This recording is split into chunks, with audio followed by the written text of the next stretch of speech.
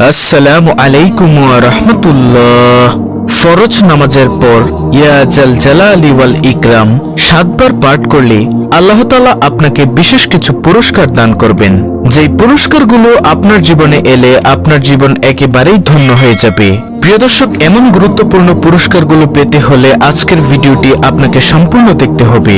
আমি বিশ্বাস করি যে ব্যক্তি ইয়া জাল জালালি ওয়াল ইকরামকে ভালোবাসে, আল্লাহ তাআলাকে ভালোবাসে, নবী মুহাম্মদ সাল্লাল্লাহু আলাইহি ওয়াসাল্লামকে ভালোবাসে, সে আজকের ভিডিওটি সম্পূর্ণ দেখবে এবং এইখান থেকে আমলটি পরিপূর্ণভাবে শিখে পরবর্তীতে সেও প্রত্যেক ফরজ সালাতের পর উক্ত আমলটি করে মালিকের দরবারে দোয়া করবে ইনশাআল্লাহ ইনশাআল্লাহ।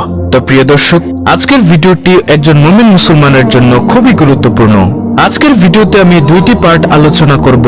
প্রথম পার্টে আলোচনা করব ফরজ নামাজ না পড়ার 15টি শাস্তি সম্পর্কে, আর দ্বিতীয় পার্টে আলোচনা করব ইয়া জাল জালালি ওয়াল ইকরাম এর সেই অজানা আমল সম্পর্কে। তাহলে চলুন প্রথম পার্টে আলোচনা করি ফরজ নামাজ না পড়ার 15টি শাস্তি সম্পর্কে। হাসরের মাঠে নামাজের মাধ্যমে হিসাব নিকাশ শুরু হবে। যার নামাজ সঠিক হবে তার অন্যান্য আমলও সঠিক বলে বিবেচিত হবে, আর যার নামাজ অসুন্দর হবে তার অন্যান্য আমলও অসুন্দর বলে গণ্য হবে। তাই প্রত্যেক মুসলমানের উচিত গুরুত্ব সহকারে নামাজ আদায়ে সচেষ্ট থাকা। যে ব্যক্তি নামাজের ব্যাপারে অলসতা করে তাকে 15 ধরনের শাস্তি দেওয়া হবে। তার মধ্য থেকে 5 ধরনের শাস্তি দুনিয়াতে, 3 ধরনের শাস্তি মৃত্যুর সময়, 3 ধরনের শাস্তি কবরে, 4 ধরনের শাস্তি কবর থেকে উঠানোর পর দেওয়া হবে। দুনিয়াতে যে 5 ধরনের শাস্তি দেওয়া হবে তা হলো: নম্বর 1, তার জীবনের বরকত ছিনিয়ে নেওয়া হবে। 2, তার চেহারা থেকে নেককারের নূর দূর করে দেওয়া হবে। 3, তার নেক কাজের কোনো বদলা দেওয়া হবে না। 4, তার কোনো দোয়া কবুল হবে না। 5, নেকবান্দাদের দোয়ার মধ্যে তার কোনো হক থাকবে না। আর মৃত্যুর সময় যে 3 ধরনের শাস্তি দেওয়া হবে তা হলো: নম্বর 1, কষ্ট ও অপমানের সঙ্গে সে মৃত্যুবরণ করবে। 2, ক্ষুধার্ত অবস্থায় সে মৃত্যুবরণ করবে। 3, এমন পিপাসার্ত অবস্থায় সে মৃত্যুবরণ করবে যে সমুদ্র পরিমাণ পানি পান করলেও তার পিপাসা মিটবে না। নাউজুবিল্লাহ। কবরে যে 3 ধরনের শাস্তি দেওয়া হবে সেগুলো হলো: নম্বর 1, কবর তার জন্য খুব সংকীর্ণ হয়ে যাবে। এমন সংকীর্ণ হবে যে রাসূল সাল্লাল্লাহু আলাইহি ওয়াসাল্লাম বলেন, কবরের 2 পাশের মাটির চাপে এক পাশের বুকের হাড় আরেক পাশে ঢুকে যাবে। নম্বর 2, তার কবরে আগুন জ্বালিয়ে দেওয়া হবে। নম্বর 3, তার কবরে এমন একটি সাপ নিযুক্ত করা হবে যে সাপের চোখ হবে আগুনের, নখগুলো হবে লোহার, তার প্রত্যেকটি নখ লম্বা হবে 1 দিনের দূরত্বের পথ। ওই সাপের আওয়াজ হবে বজ্রের আওয়াজের মতো বিকট।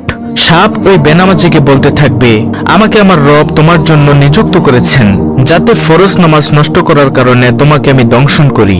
ফজরের নামাজ নষ্ট করার কারণে সূর্যোদয় পর্যন্ত দংশন করতে থাকি, আর জোহরের নামাজ নষ্ট করার কারণে আসর পর্যন্ত দংশন করতে থাকি, আসরের নামাজ নষ্ট করার কারণে মাগরিব পর্যন্ত দংশন করতে থাকি, আর মাগরিবের নামাজ নষ্ট করার কারণে এশা পর্যন্ত, আর এশার নামাজ নষ্ট করার কারণে ফজর পর্যন্ত দংশন করতে থাকি।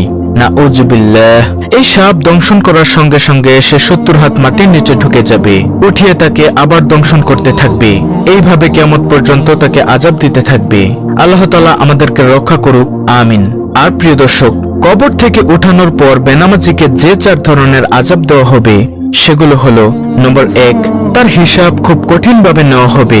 2, আল্লাহ তাআলা তার উপর অসন্তুষ্ট হয়ে থাকবেন। 3, তাকে জাহান্নামে নেওয়া হবে। নম্বর 4, তার চেহারায় 3টি লাইন লেখা থাকবে। প্রথম নম্বর লাইন হলো, হে আল্লাহর হক নষ্টকারী। দ্বিতীয় নম্বর লাইন, হে আল্লাহর গোসাই পতিত ব্যক্তি। তৃতীয় নম্বর লাইন, তুমি দুনিয়াতে যেমন আল্লাহর হক নষ্ট করেছিলে তেমনি আজ আল্লাহর রহমত থেকে তুমি নৈরাশ। এই 3টি লাইন লেখা থাকবে। প্রিয় দর্শক, এইভাবে বেনামাজিকে 15 ধরনের শাস্তি দেওয়া হবে। আল্লাহ রাব্বুল আলামিন আমাদের সবাইকে 5 ওয়াক্ত নামাজ যথাযথভাবে আদায় করার তৌফিক দান করুন, আমিন। দর্শক, কেন আমরা নামাজ আদায় করব না? রাসূল সাল্লাল্লাহু আলাইহি ওয়াসাল্লাম হাদিসের মধ্যে কত সুন্দরভাবে বলেছেন। তিনি বলেন, হে সাহাবায়ে কেরাম, শোনো, তোমাদের কারো বাড়ির পাশে যদি একটি প্রবাহমান নদী থাকে, সেই নদীতে যদি সে ব্যক্তি দৈনিক 5 বার গোসল করে তার শরীরে কি কোনো ময়লা থাকতে পারে? তখন সাহাবায়ে কেরাম বললেন, না ইয়া রাসূলুল্লাহ সাল্লাল্লাহু আলাইহি ওয়াসাল্লাম, তার শরীরে কোনো ধরনের ময়লা থাকতে পারে না, সে ব্যক্তি একেবারে পরিষ্কার পরিচ্ছন্ন হয়ে যায়। তখন নবী করিম সাল্লাল্লাহু আলাইহি ওয়াসাল্লাম বলেন, হে সাহাবায়ে কেরাম, শোনো, কোনো ব্যক্তি যদি 5 বার অজু করে সুন্দরভাবে অজু করে 5 ওয়াক্ত নামাজ সুন্দরভাবে আদায় করে তার শরীরেও কোনো গুনাহের ময়লা থাকতে পারে না। সুবহানাল্লাহ, আল্লাহু আকবার। প্রিয় দর্শক, নামাজের এতটাই দাম, এতটাই গুরুত্ব। আল্লাহ তাআলা আমাদেরকে 5 ওয়াক্ত নামাজ জামাতের সাথে এবং মহিলাদেরকে ঘরের মধ্যে সুন্দরভাবে আদায় করার তৌফিক দান করুন। আমিন সুম্মা আমিন। তো প্রিয় দর্শক, এখন বলবো সেই আমলের কথা যে আমলটি করলে আল্লাহ তাআলা আপনাকে বিশেষ বিশেষ কিছু পুরস্কার দান করবেন। সে আমলটি হলো ইয়া যাল জালালি ওয়াল ইকরাম এর আমল। এটি হলো একটি ইসমে আজম। ইসমে আজম আল্লাহ তাআলার গুণবাচক নাম দিয়ে তৈরি। প্রিয় দর্শক, এই ইসমে আজমের অনেক অনেক দাম। রাসূল সাল্লাল্লাহু আলাইহি ওয়াসাল্লাম একদিন একটি পথ দিয়ে যাচ্ছেন, এমতো সময় দেখলেন এক ব্যক্তি ইয়া যাল জালালি ওয়াল ইকরাম এর দ্বারা আল্লাহর দরবারে দোয়া করছেন। তখন নবী সাল্লাল্লাহু আলাইহি ওয়াসাল্লাম বলেন, তোমার আজকে যা মনে চায় তুমি তাই আল্লাহর দরবারে চেয়ে নাও, কারণ ইয়া যাল জালালি ওয়াল ইকরাম এর বরকতে আল্লাহ তাআলা তোমার দোয়া আজকে কবুল করে নেবেন। সুবহানাল্লাহ, আল্লাহু আকবার। আমাদের সমাজ থেকে আজকে এই ইয়া যাল জালালি ওয়াল ইকরাম এর জিকিরটি হারিয়ে গিয়েছে। অথচ কত দামি একটি আমল। আমরা যখনই মোনাজাত ধরব, মোনাজাতের মধ্যে ইয়া যাল জালালি ওয়াল ইকরাম এটা বলে আল্লাহর দরবারে কিছু চাইবো। ইনশাআল্লাহ ইয়া যাল জালালি ওয়াল ইকরাম এর উসিলায় মহান রব্বুল আলামিন কিছু না কিছু অবশ্যই দান করবেন ইনশাআল্লাহ। তো প্রিয় দর্শক, আমলটি করার জন্য আপনাকে প্রত্যেক ফরজ সালাতের পর ইয়া যাল জালালি ওয়াল ইকরাম এর জিকির করতে হবে এবং ইয়া যাল জালালি ওয়াল ইকরাম এর জিকির করে মহান মালিকের দরবারে আপনি যা চাইবেন, এক কথায় আপনি যা চাইবেন তা যদি আপনার জন্য কল্যাণকর হয়ে থাকে অবশ্যই আল্লাহ তাআলা আপনাকে তা দান করবেন। কারণ রাসূল সাল্লাল্লাহু আলাইহি ওয়াসাল্লাম কিন্তু হাদিসের মধ্যে স্পষ্টভাবেই বলে দিয়েছেন যে ব্যক্তি ইয়া যাল জালালি ওয়াল ইকরাম বলে কোনো কিছু চায় তাকে আল্লাহ তাআলা খালি হাতে ফিরিয়ে দেন না। তাই প্রিয় দর্শক, আপনার ধন দৌলত লাগবে, রিজিকে বরকত লাগবে, ব্যবসায় বরকত লাগবে, আপনার মনের দুঃখগুলো আল্লাহ তাআলার দূর করাতে হবে, আপনার গুনাহের জন্য ক্ষমা চাইতে হবে, সকল কিছু মহান মালিকের দরবারে বলবেন। ইনশাআল্লাহ ইয়া যাল জালালি ওয়াল ইকরাম এর বরকতে আল্লাহ তাআলা অবশ্যই দোয়া কবুল করবেন। এছাড়া আপনাকে বিশেষ বিশেষ কিছু পুরস্কার দান করবেন। তা হলো, যে বান্দা আল্লাহর হয়ে যায় আল্লাহ তাআলাও তার হয়ে যায়। যখন আপনি আল্লাহর পাগল হয়ে যাবেন আল্লাহ তাআলা আপনাকে গায়বী খাজানা থেকে রিজিকের ব্যবস্থা করবেন, আপনার অন্তরের মধ্যে প্রশান্তি দান করবেন, প্রশান্তিময় জীবন দান করবেন, পরিবারের মধ্যে সংসারের মধ্যে সুখ শান্তি দান করবেন ইনশাআল্লাহ, এবং সমস্ত আমল করার জন্য আপনাকে তৌফিক দান করবেন। আল্লাহ তাআলা বলেন, চেষ্টা করা বান্দার দায়িত্ব, পূরণ করার মালিক হলাম আমি আল্লাহ। অতএব প্রিয় দর্শক, আমাদের কাজ হচ্ছে চেষ্টা করা।